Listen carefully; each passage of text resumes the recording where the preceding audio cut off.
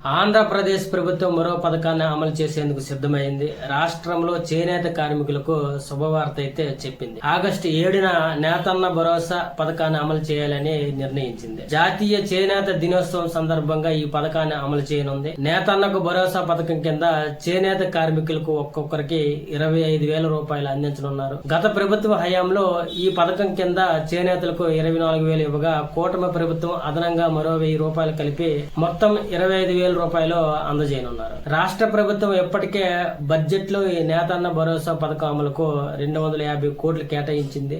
త్వరలోనే ఈ పథకానికి సంబంధించి విధి విధానాలను విడుదల చేయనుంది. అలాగే ఈ పథకం అమలుకు సంబంధించి చేనేత జౌళి శాఖ కసరత్తు పూర్తి చేసింది. రాష్ట్రంలో దాదాపు 54,000 మంది అర్హులు ఉంటారని అంచనా వేశారు.